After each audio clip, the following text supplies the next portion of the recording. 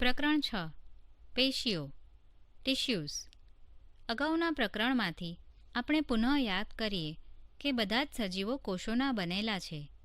એક કોષીય સજીવોમાં એક જ કોષ પાયાના બધા કાર્યો કરે છે. ઉદાહરણ તરીકે અમીબામાં એક જ કોષ દ્વારા ગતિશીલતા, ખોરાકનું અંતઃગ્રહણ અને શ્વસન વાયુઓનો વિનિમય, શ્વસન અને ઉત્સર્જન જેવા કાર્યો થાય છે. પરંતુ બહુકોષીય સજીવોમાં કોષો મિલિયન્સના એટલે કે લાખોના પ્રમાણમાં હોય છે. આ મોટા ભાગના કોષો વિશિષ્ટ પ્રકારના જૂજ કાર્યો કરે છે. પ્રત્યેક વિશિષ્ટ કાર્ય ભિન્ન કોષોના સમૂહ દ્વારા થાય છે. આથી આ કોષો માત્ર એ નિયત કાર્ય કરે છે. તેઓ તેનું કાર્ય પૂર્ણ ક્ષમતાપૂર્વક કરે છે. માનવમાં સ્નાયુ કોષો સંકોચન અને શિથિલનને લીધે હલનચલન પામે છે. ચેતાકોષો સંદેશાઓનું વહન કરે છે. રુધિરના પ્રવાહ દ્વારા ઓક્સિજન, ખોરાક, અંતઃસ્ત્રાવો અને નકામા દ્રવ્યોનું વહન થાય છે. વનસ્પતિઓમાં ખોરાક અને પાણીનું વહન વાહક પેશીઓ દ્વારા વનસ્પતિના એક ભાગમાંથી અન્ય ભાગોમાં થાય છે. આથી બહુકોષીય સજીવો શ્રમ વિભાજન દર્શાવે છે. શરીરમાં એવા કોષો હોય છે કે જે એક રીતે કાર્ય પૂર્ણ કરવા માટે સક્ષમ હોય છે. તેઓ હંમેશા સમૂહમાં હોય છે.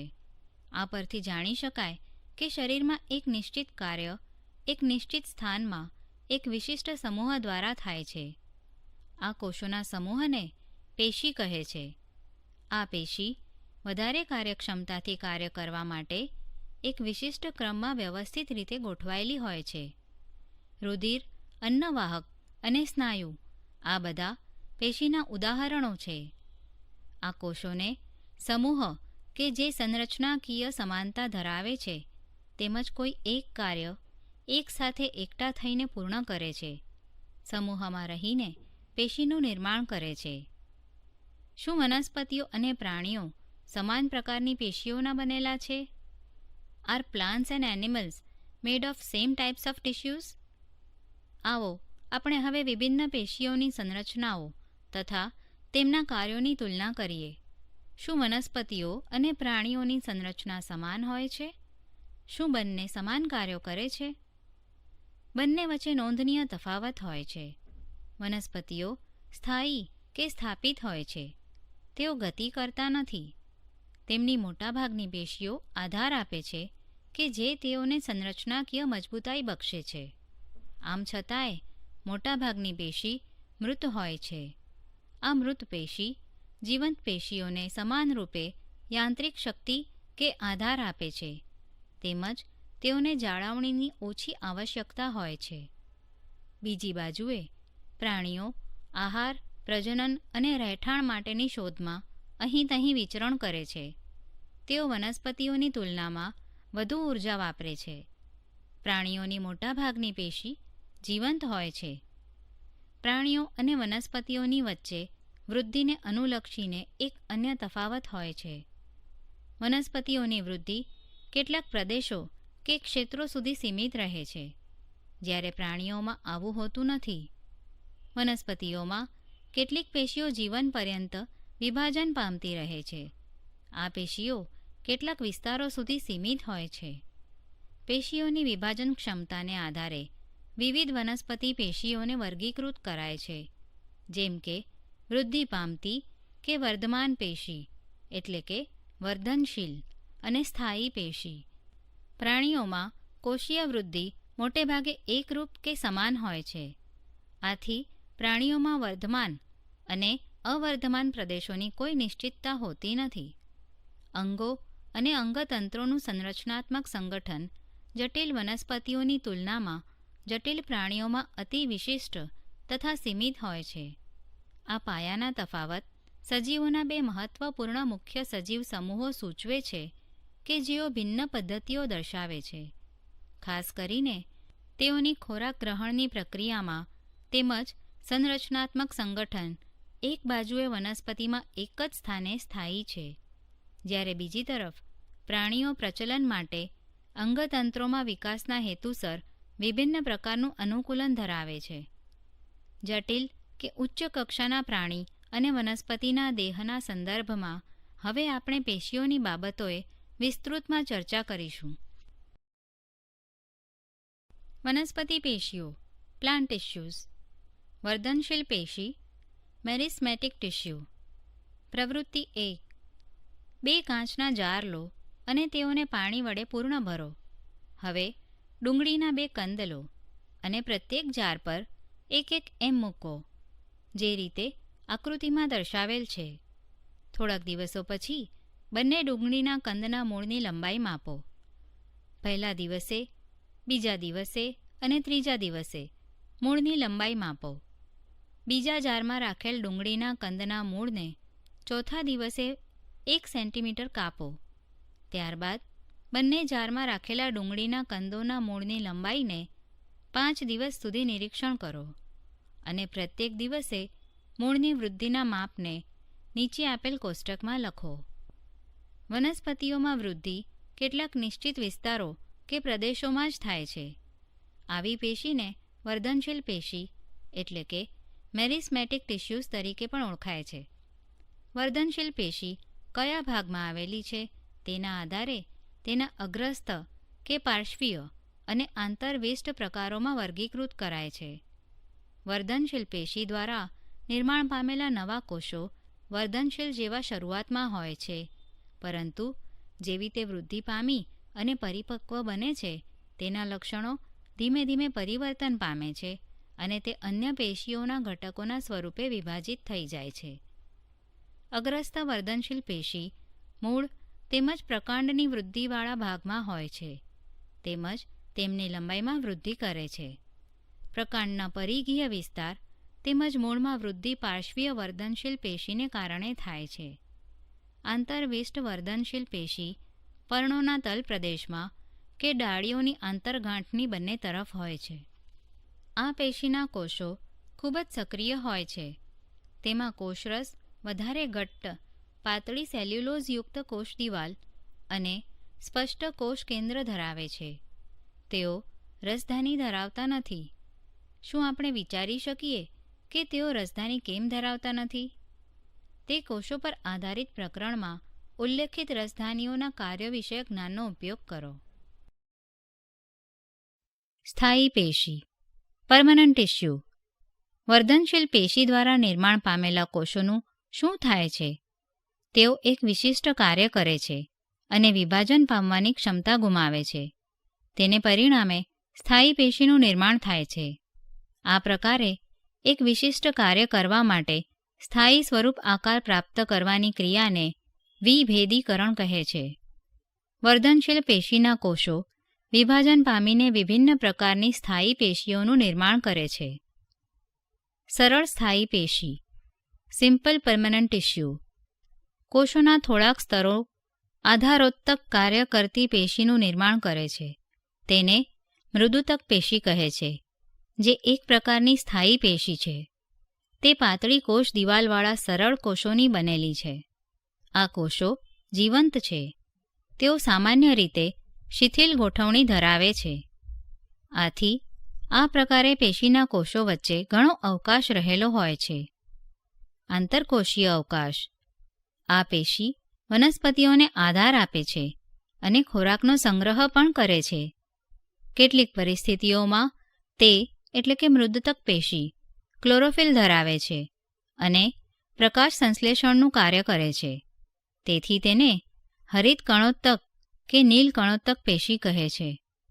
જલીય વનસ્પતિઓમાં મોટા હવા કોટરો કે વાત કોટરો મૃદુતક પેશીના કોષોમાં હોય છે, જે વનસ્પતિઓને તરવા માટે તારક બળ એટલે કે ઉત્પ્લાવક બળ આપે છે.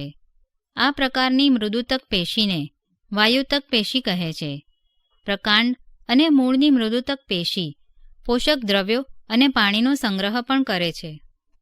વનસ્પતિઓની નમ્યતાનું લક્ષણ એક અન્ય સ્થાયી પેશી સ્થૂલકોણક પેશીને કારણે હોય છે. તે વનસ્પતિઓના વિવિધ ભાગોમાં એટલે કે પર્ણ, પ્રકાંડ તૂટ્યા વગર નમ્યતા આપે છે. તે વનસ્પતિઓને યાંત્રિક આધાર પણ આપે છે. આપણે આ પેશીને અધિસ્તરની નીચે પર્ણદંડમાં મેળવી શકીએ છીએ. આ પેશીના કોષો જીવંત, લાંબા અને કોણીય બાજુએ અનિયમિત મોટા હોય છે અને કોષોની વચ્ચે ઓછો અવકાશ હોય છે. હજી પણ એક અન્ય પ્રકારની સ્થાયી પેશી દ્રઢોત્તક પેશી છે. તે પેશી વનસ્પતિને દ્રઢતા તેમજ મજબૂતાઈ આપે છે. આપણે નાળિયેરની રેસાઓયુક્ત છાલને જોયેલી છે. તે દ્રઢોત્તક પેશીની બનેલી છે. આ પેશીના કોષો મૃત હોય છે. તે લાંબા અને પાતળા હોય છે કારણ કે આ પેશીના કોષોની કોષ દિવાલ લિગ્નિનને લીધે જાડી હોય છે. લિગ્નિન કોષોને દ્રઢ બનાવવા માટે સિમેન્ટ જેવું કાર્ય કરવા માટેનો એક રાસાયણિક પદાર્થ છે. જો કે આ પેશીના કોષોની કોષ દિવાલ જાડી હોય છે કે જેથી કોષોની વચ્ચે આંતરકોષીય અવકાશ હોતો નથી. આ પેશી પ્રકાંડમાં, વાહિપુલની નજીક, પર્ણોની શિરાઓમાં તેમજ બીજ અને ફળોની કઠણ છાલમાં હાજર હોય છે. તે વનસ્પતિ ભાગોને મજબૂતાઈ આપે છે. જે તમે અવલોકન કરી રહ્યા છો તે સૌથી બહારના સ્તરના કોષો, જેને અધિસ્તર કહે છે. અધિસ્તર સામાન્ય રીતે એક સ્તરનું બનેલું છે. વધારે શુષ્ક વસાહતોમાં આવેલી કેટલીક વનસ્પતિઓમાં અધિસ્તર જાડું હોય છે. તે પાણી ગુમાવવાની સામે વનસ્પતિને રક્ષણ આપે છે. વનસ્પતિની સમગ્ર સપાટી અધિસ્તરના બાહ્ય આવરણ વડે ઢંકાયેલી હોય છે. તે વનસ્પતિના બધા જ ભાગોને રક્ષણ આપે છે.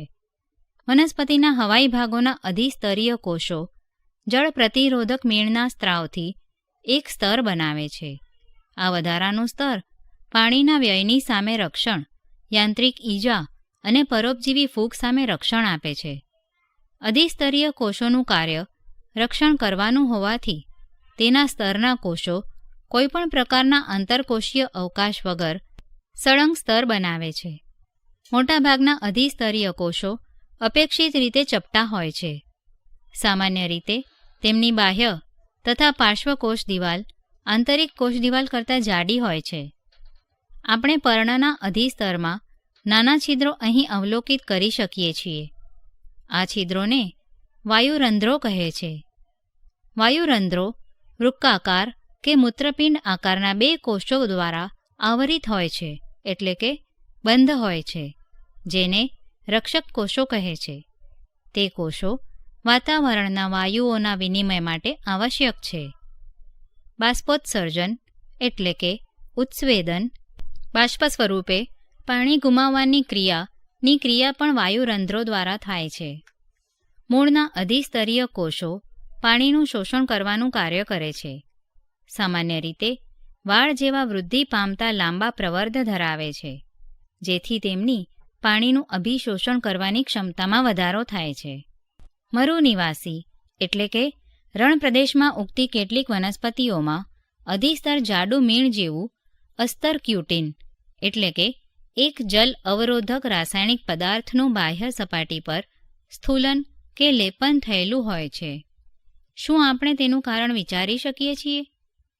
શું એક વૃક્ષની શાખાનું બાહ્ય સ્તર તરુણ પ્રકાંડના બાહ્ય સ્તર કરતાં જુદું હોય છે?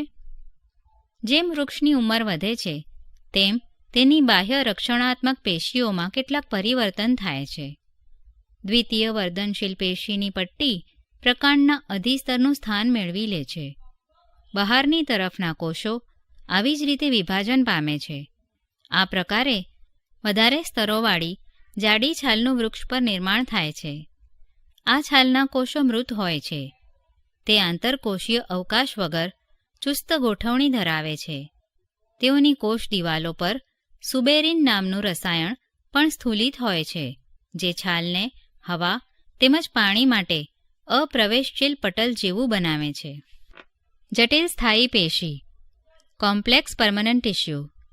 અત્યાર સુધી એક જ પ્રકારના કોષોની બનેલી વિભિન્ન પ્રકારની પેશીઓ પર ચર્ચા કરી ચૂક્યા છીએ. આવી પેશીઓને સરળ સ્થાયી પેશી કહે છે.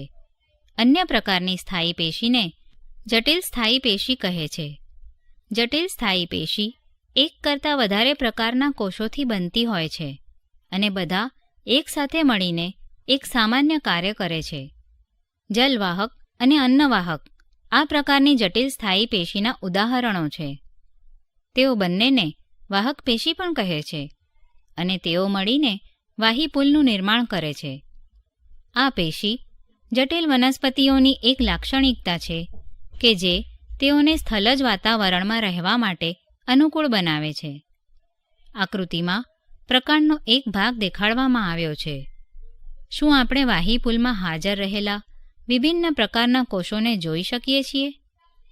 જલવાહક પેશી, જલવાહિનીકી એટલે કે ટ્રેકેટ્સ, જલવાહિની એટલે કે વેસલ્સ, જલવાહક મૃદુત્તક એટલે કે ઝાયલમ પેરેન્કાઇમા અને જલવાહક તંતુઓ એટલે કે ઝાયલમ ફાઇબર્સની બનેલી હોય છે. આ કોષોની કોષ દિવાલ જાડી હોય છે. જલવાહિનીકી અને જલવાહિનીની સંરચના જાલિકાકાર હોય છે. આ એકમો પાણી અને ખનિજ ક્ષારોનું ઉર્ધ્વ તરફ સ્થળાંતર કરે છે. મૃદુતકીય એટલે કે જલવાહક મૃદુતક એકમ ખોરાકનો સંગ્રહ કરે છે અને પાર્શ્વ બાજુએ કિનારી તરફ પાણીનું સંવહન કરવામાં મદદરૂપ થાય છે. જલવાહક તંતુઓ મુખ્યત્વે આધારોત્તક કાર્ય કરે છે. અન્નવાહક પેશી 4 પ્રકારના એકમો ચાલની નલિકાઓ, સાથી કોષો, અન્નવાહક તંતુઓ અને અન્નવાહક મૃદુતકની બનેલી છે. ચાલની નલિકા છિદ્રિષ્ઠ કોષ દિવાલ યુક્ત અને નલિકાકાર કોષીય રચના છે. અન્નવાહક પેશી જલવાહક પેશીથી ભિન્ન પદાર્થોને કોષોમાં બંને દિશાઓમાં ગતિ કરાવી શકે છે. અન્નવાહક પર્ણોથી ખોરાકનું વહન વનસ્પતિના વિભિન્ન ભાગો સુધી કરે છે. અન્નવાહક તંતુઓ સિવાયના અન્નવાહકના કોષો કે એકમો જીવંત કોષો કે એકમો છે. પ્રાણી પેશીઓ એનિમલ ટિશ્યુઝ. જ્યારે આપણે શ્વાસ લઈએ છીએ ત્યારે આપણે આપણી છાતીનું હલનચલનને અનુભવી શકીએ છીએ. શરીરના અંગો કેવી રીતે હલનચલન કરે છે એના માટે આપણી પાસે અમુક વિશેષ કોષો આવેલા હોય છે જેને આપણે પેશીય કોષો કહીએ છીએ.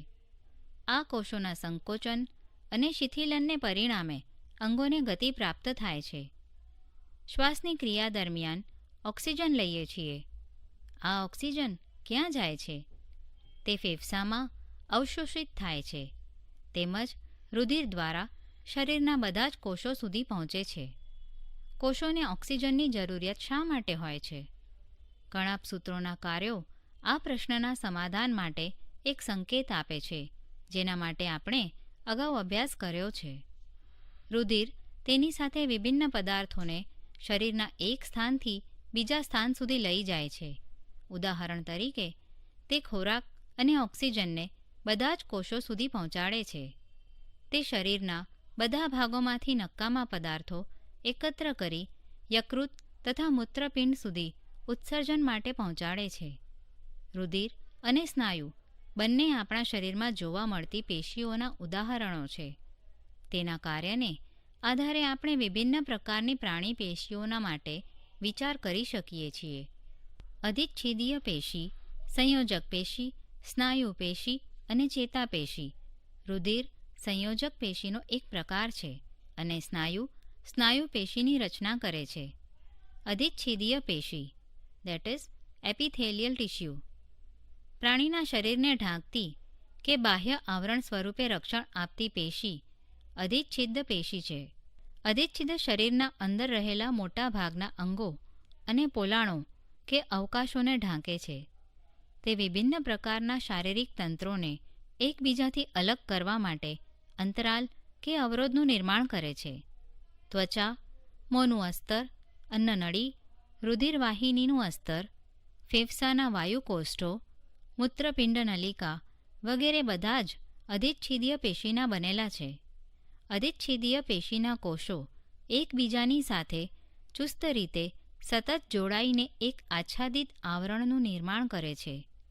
તે આવરણોની વચ્ચે સિમેન્ટ દ્રવ્ય ખૂબ ઓછી માત્રામાં હોય છે અને મોટે ભાગે આંતરકોષીય અવકાશનો અભાવ હોય છે.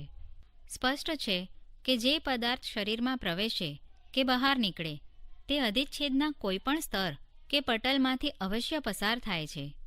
વિભિન્ન પ્રકારની અધિચ્છેદીય કોષોની વચ્ચેની પારગમ્યતા શરીર અને બાહ્ય વાતાવરણ તેમજ શરીરના વિભિન્ન અંગોની વચ્ચેના પદાર્થોના આદાન પ્રદાન એટલે કે આપ લેમાં મહત્વપૂર્ણ ભૂમિકા ભજવે છે. સામાન્ય રીતે બધી જ અધિચ્છેદીયને એક બાહ્ય રેસામય આધાર આપતી આધાર કલા જે નીચે રહે છે, પેશીઓને અલગ કરે છે. આકૃતિમાં દર્શાવ્યા અનુસાર વિભિન્ન અધિચ્છેદીય પેશીની સંરચનાઓ વિભિન્ન પ્રકારની હોય છે, જે તેના કાર્યો પર નિર્ભર કરે છે. ઉદાહરણ તરીકે રુધિર વાહિનીઓ કે ફેફસાના વાયુકોષ્ઠનું અસ્તરના કોષો, જ્યાં પદાર્થોનું સંવહન પસંદગીમાન પ્રવેશશીલ પટલ દ્વારા થાય છે, ત્યાં સરળ ચપટા પ્રકારના અધિચ્છિદ પેશીના કોષો આવેલા હોય છે, જેને સરળ લાદીસમ અધિચ્છિદ પેશી કહે છે. સરળ લાદીસમ અધિચ્છિદ પેશીના કોષો ખૂબ જ પાતળા, ચપટા અને નાજુક અસ્તર બનાવતા હોય છે. અન્નનળી અને મોઢાનું અંદરનું અસ્તર પણ લાદીસમ અધિચ્છિદ પેશી દ્વારા આવરિત હોય છે. શરીરનું રક્ષણાત્મક આવરણ અથવા ત્વચા આ જ લાદીસમ અધિચ્છિદ પેશીથી બનેલી હોય છે. ત્વચાના અધિચ્છેદીય પેશીના કોષો કપાવાથી તથા ફાટવાથી બચવા માટે અનેક સ્તરોમાં સુવ્યવસ્થિત ગોઠવણી ધરાવે છે, કારણ કે ઘણા બધા સ્તરોની સુવ્યવસ્થિત ગોઠવણીની રીત ધરાવે છે. આથી આ અધિચ્છેદીય પેશીને સ્તરીય કે શૃંગીય સ્ત્રુત અધિચ્છિદ પેશી કહે છે, જ્યાં અભિશોષણ અને સ્ત્રાવ થતો હોય છે, જેમ કે આંતરડાનું અંદરનું અસ્તર, જેમાં લાંબા અધિચ્છેદીય કોષો હાજર હોય છે. આ સ્તંભાકાર અધિચ્છિદ પેશીના કોષો સ્તંભાકાર પિલર જેવા અધિચ્છેદીય અવરોધને પસાર કરવા માટે મદદરૂપ થાય છે. શ્વાસનળીમાં સ્તંભાકાર અધિચ્છેદીય પેશીમાં પક્ષમો એટલે કે સિલિયા ધરાવે છે. જો કે અધિચ્છેદીય પેશીના કોષોની બહારની સપાટી પર વાળ જેવી રચનાઓ હોય છે. તે પક્ષમલ હલનચલન કરી શકે છે, તેમજ તેમની ગતિ શ્લેષ્મને આગળ સ્થળાંતરિત કરીને તે પ્રદેશને સ્વચ્છ કરવામાં મદદરૂપ થાય છે. આવા પ્રકારની અધિચ્છેદીય પેશીને પક્ષમલ અધિચ્છદ પેશી કહે છે. ઘનાકાર અધિચ્છદ પેશી ઘન આકાર જે કોષો લંબાઈ, પહોળાઈ અને જાડાઈમાં સમાન હોય, મૂત્રપિંડ નલિકા તથા લાળ ગ્રંથિની નલિકાના અસ્તરનું નિર્માણ કરે છે, જ્યાં તે તેઓને યાંત્રિક આધાર આપે છે. આ અધિચ્છેદીય કોષો વધારાની વિશિષ્ટતા દર્શાવીને ગ્રંથિ કોષો તરીકે કાર્ય કરે છે, જે અધિચ્છેદીય પેશીની સપાટી પર પદાર્થોનો સ્ત્રાવ કરી શકે છે.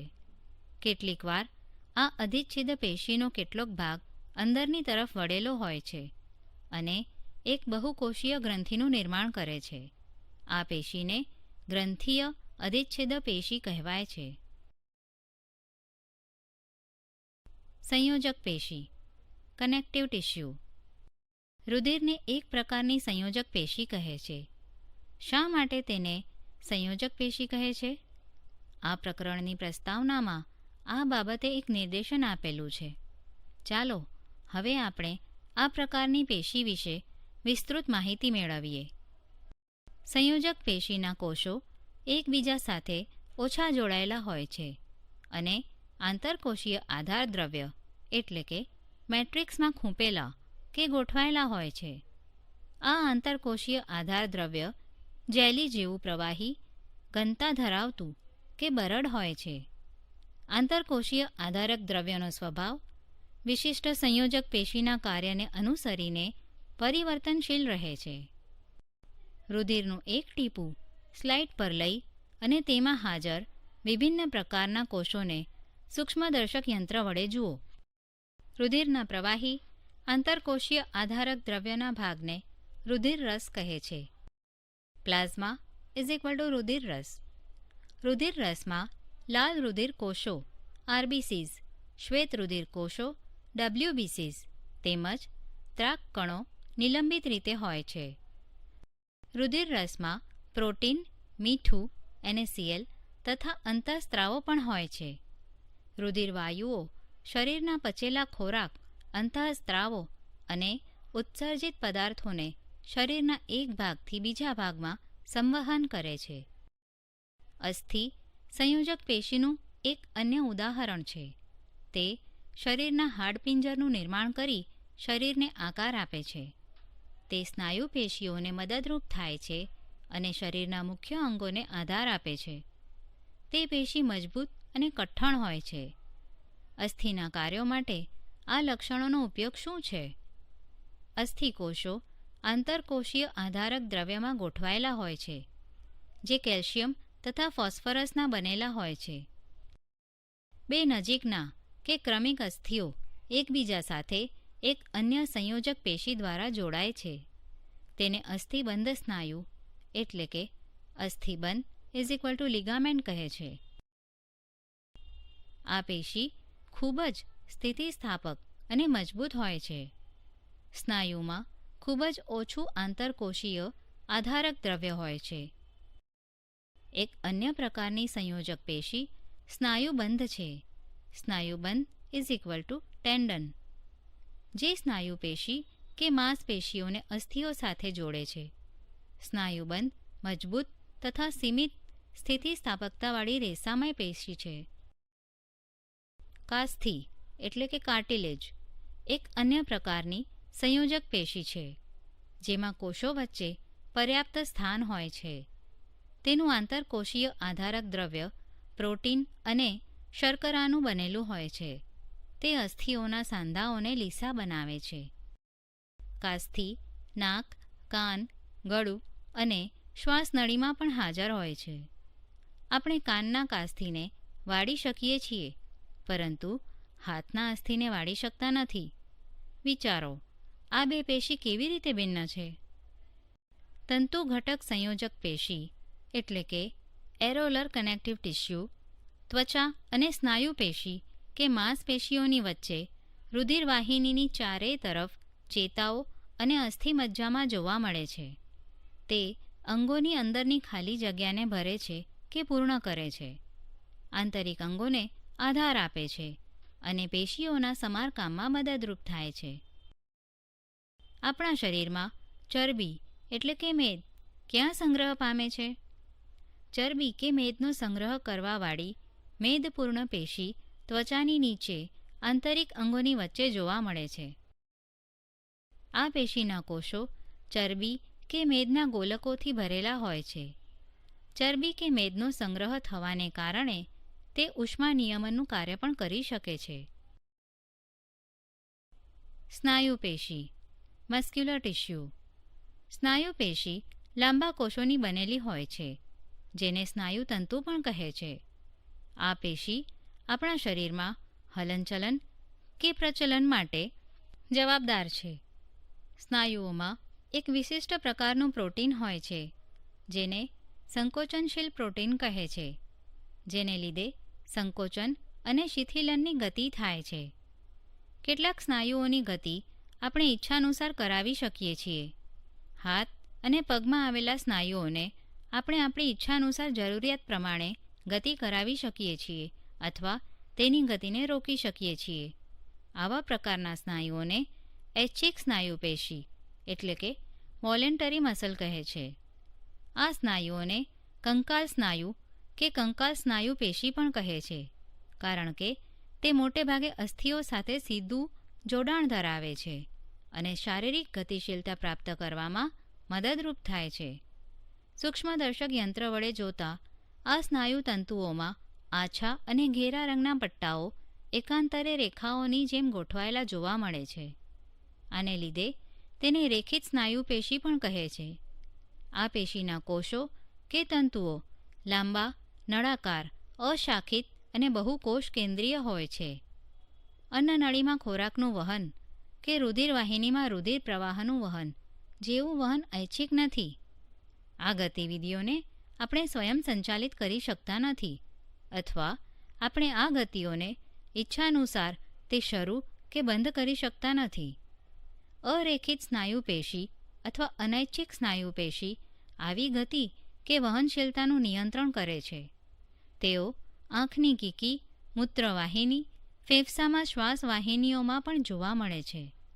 કોષો કે તંતુઓ લાંબા અને તેમના અંતિમ છેડા સાંકડા એટલે કે ત્રાકાકાર સ્પિન્ડલ શેપ હોય છે. તેના કોષો એક કોષ કેન્દ્રીય હોય છે. તેને અરેખિત સ્નાયુ પેશી પણ કહે છે. તેનું નામ અરેખિત શા માટે છે? વિચારો. હૃદયના સ્નાયુઓ જીવન પર્યંત લયબદ્ધ રીતે સંકોચન અને શિથિલન કરતા રહે છે. આ અનૈચ્છિક સ્નાયુ પેશીને હૃદસ્નાયુ પેશી એટલે કે કાર્ડિયલ કહે છે. હૃદયના સ્નાયુતંતુઓ કે કોષો નળાકાર, શાખિત અને એક કોષ કેન્દ્રીય હોય છે. વિભિન્ન પ્રકારની સ્નાયુ પેશીઓને સંરચનાકીય તુલના કરો. તેમના આકાર, કોષ કેન્દ્રોની સંખ્યા તથા કોષમાં કોષ કેન્દ્રોના સ્થાનને નોંધો. ચેતાપેશી નર્વસ ટિશ્યુ. બધા જ કોષોમાં ઉત્તેજનાને અનુરૂપ પ્રતિચાર આપવાની ક્ષમતા હોય છે. જો કે ચેતાપેશીના કોષો ખૂબ જ ત્વરિત ઉત્તેજિત થાય છે અને આ ઉત્તેજના ખૂબ જ ઝડપથી સમગ્ર શરીરમાં એક જગ્યાએથી બીજી જગ્યા સુધી પહોંચાડે છે. મગજ કે મસ્તિષ્ક, કરોડરજ્જુ અને ચેતાઓ આ બધી જ રચના ચેતાપેશીની બનેલી હોય છે. ચેતાપેશીના કોષોને ચેતાકોષો કહેવાય છે. ચેતાકોષ ન્યુરોન ઓર નર્વ સેલ. ચેતાકોષમાં કોષ કેન્દ્ર અને કોષરસ એટલે કે ચેતારસ હોય છે. તેમાંથી લાંબા પાતળા વાળ જેવી શાખાઓ નીકળતી હોય છે. સામાન્ય રીતે પ્રત્યેક ચેતાકોષમાં આવી જ રીતે એક લાંબો પ્રવર્ધ હોય છે જેને અક્ષતંતુ એટલે કે એક્સોન કહે છે અને ખૂબ જ નાની શાખાઓ ધરાવતા પ્રવર્ધને શિખાતંતુ એટલે કે ડેન્ડ્રાઇટ કહે છે. એક ચેતાકોષ 1 મીટર સુધી લાંબો હોઈ શકે છે. ઘણા બધા ચેતાતંતુઓ સંયોજક પેશી દ્વારા એકબીજા સાથે જોડાઈને એક ચેતાનું નિર્માણ કરે છે. ચેતાના સ્પંદન કે ઉર્મિવેગ આપણને ઈચ્છાનુસાર આપણા સ્નાયુઓના હલનચલનમાં મદદરૂપ થાય છે. ચેતા તેમજ સ્નાયુ પેશીઓનું કાર્યાત્મક સંયોજન સામાન્ય રીતે બધા જ સજીવોમાં પાયારૂપ છે. તેની સાથે તે સંયોજન ઉત્તેજનાને અનુલક્ષીને પ્રાણીઓને ઝડપી ગતિશીલતા આપે છે.